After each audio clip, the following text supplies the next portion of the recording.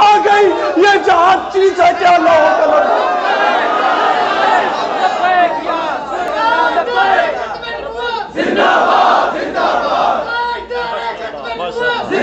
شرط کیا ہے؟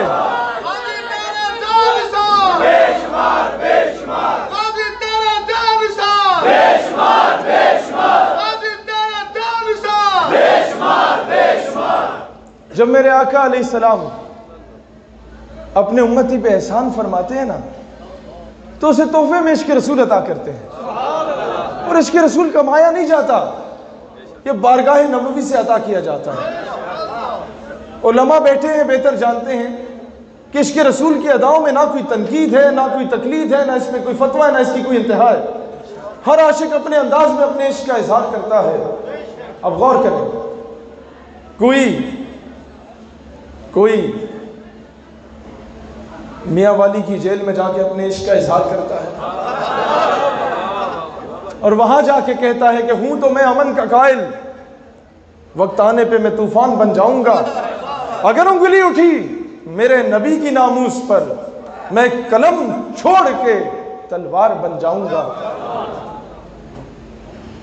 کوئی اپنے عشق کا اظہار میاں والی کے جیل میں جا کے کرتا ہے، پھر کئی سال گزرتے ہیں، غالباً 70 سال کے بعد دوبارہ کوئی الٹی سیدھی بات کرنے کی جسارت کرتا ہے تو کوئی اپنے عشق کا اظہار اڈیالے کی جیل میں جا کے کرتا ہے اور کہتا ہے جنون گردش ماحول کا رخ موڑ دیتے ہیں، ہم وہ مسلم ہیں جو ظالم کا پنجہ توڑ دیتے ہیں، میرے نبی کو توہین کی نظر سے نہ دیکھو، زمانہ جانتا ہے ہمیں ایسی آنکھیں پھوڑ۔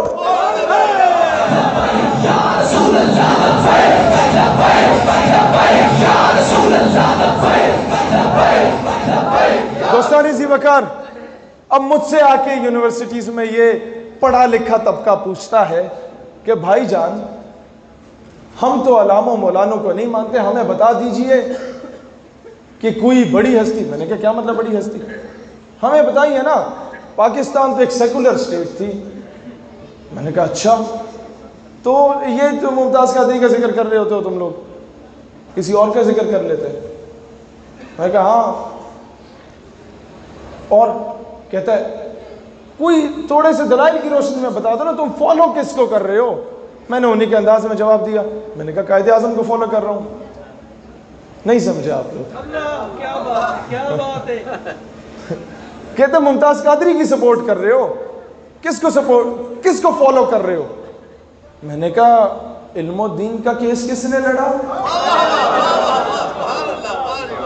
کہتا ہے یہ چند مولانے اٹھ کے تو ممتاز قادری رہائی تحریک چلا کے پھر رہے تھے، یہ کسے فالو کر رہے ہیں؟ میں نے کہا اقبال کو فالو کر رہے ہیں۔ غازی علم الدین رہائی تحریک کس نے چلائی؟ یہ تاریخی پس منظر میں تھوڑا سا بتانا چاہتا ہوں۔ قائد اعظم کے پاس نا سارے بر صغیر سے چندہ اکٹھا کر کے لے آئے لوگ کہ علم الدین کا کیس لڑیں، آپ بڑے بینک کے وکیل ہیں۔ آپ نے کہا میں پیسے نہیں لینا چاہتا، اقبال سے پوچھ لو۔ اقبال کے پاس گئے، انہوں نے کہا میں علم الدین اور رسول اللہ کے درمیان حائل نہیں ہونا چاہتا،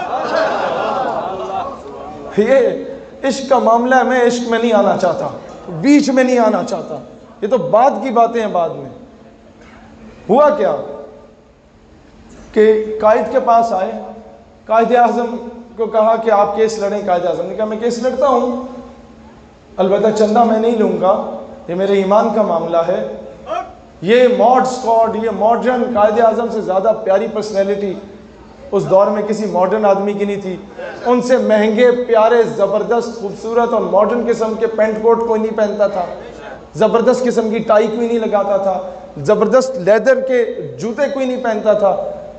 لیکن یہ سب کچھ ہونے کے باوجود جب معاملہ عشق کا آتا ہے نا تو پھر وہ یہ نہیں دیکھتا کہ میرا تعلق کن لوگوں میں ہے، عشق اپنے فیصلے پر خود کرتا ہے۔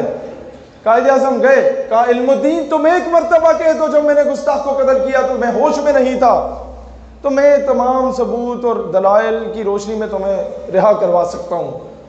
علم الدین نے کہا مسٹر جناب والا زندگی چھے پہلا کم کیتا ہے جڑا ہو چھے رہ کے کیتا ہے۔ پھر اب یہ تو چھوٹی بات، اب بڑی بات بتاتا ہوں۔ کمرے عدالت میں گئے تو جو جج تھا نا وہ انگریز تھا، وہ کہتا ہے علم الدین تم نے گستاخ کو قتل کر کے قانون ہاتھ میں لیا، تم نے توہین عدالت کی ہے۔ علم الدین کا جواب مورخ نے سنہری حروف میں لکھا کہ جج صاحب جب آپ سے توہین عدالت برداشت نہیں ہوتی تو مسلمان توہین رسالت کیسے برداشت کر سکتا ہے؟